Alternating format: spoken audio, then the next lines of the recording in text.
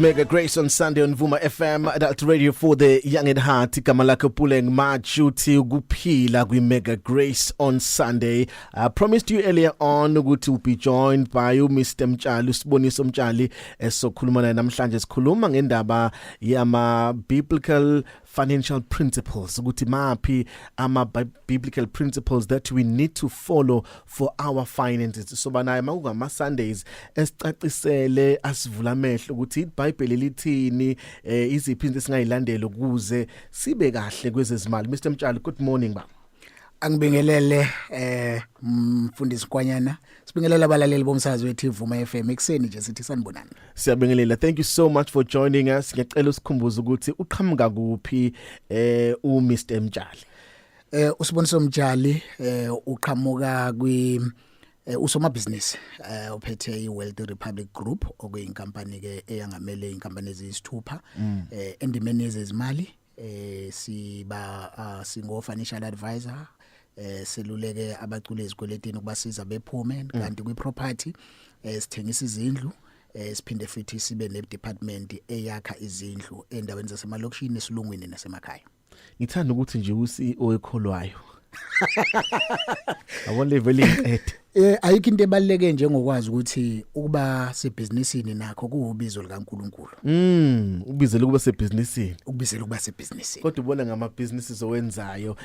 Mr. Mtshali, Siboniso Mtshali, namhlanje masibheka ama biblical principles on finances. Ngifisa sibheke le ndaba ethinta i-money mindset conditioning.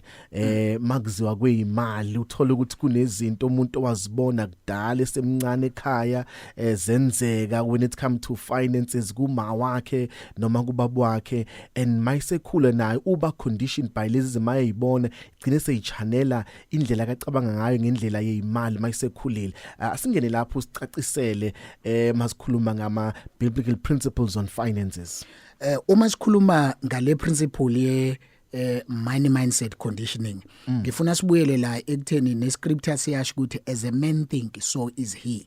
Ukukhula kwethu kuprograma indlela esicabanga ngayo ne-environment esikhula kuyo kwesinye isikhathi iyenza ukucabanga kwethu kube limited noma iparadigm yethu ukubuka kwethu kufane nesibuko sendawo esisuke sikhulela kuye mawukuthi nama limitation iyawaphoza phezulu kwezimpilo zethu.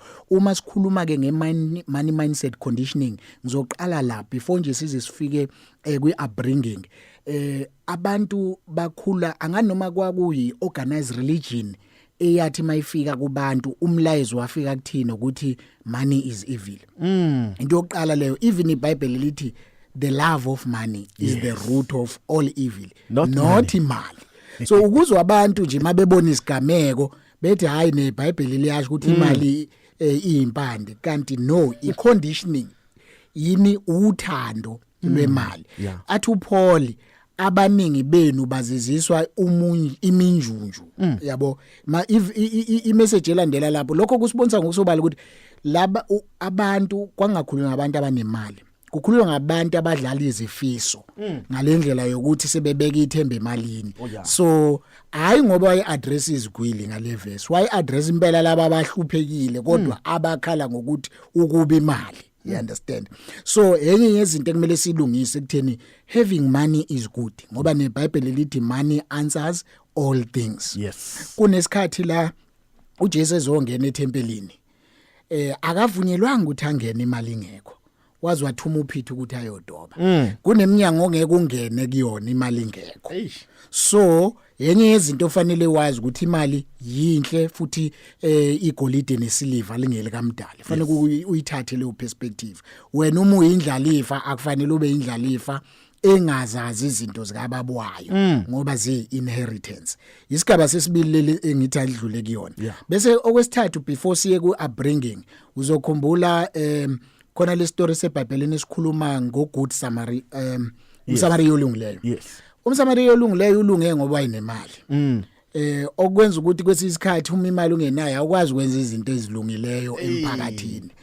Baningi aba elithi iBhayibheli badlula ngenxa yokubona umuntu kwakungekho kahle ephaketheni kodwa lo waba namandla ephakethe wabona ukuthi lo muntu ulimele uba nje izigebengu zamlimaza angimthathe ngiyumfaka esibhedlela ngimkhokhele indleko zakhe yileso zathu kwakuthiwa wenze njani ulungelelo because money can allow you to do good things emndenini wakho nasemphakathini enye yezizathu ekufanele sibe bahle or sibe good with money bese sibuyela ke kwi-upbringing ekutheni ukukhula kwethu uma ukhula kwesinye isikhathi imali iswelakele ekhaya kwenza ukuthi mawusuthi sebenza uyithole ucile masinyane ekweletini ngezizathu sokuthi ufuna ukuvala lesikhala sokuthi ngikhule ngihlupheka ngikhule siswele so ngiyaphuthuma ukubonisa ukuthi I've arrived othola ukuthi manje ufuna ukuthi angithengele imoto ebizayo ukuze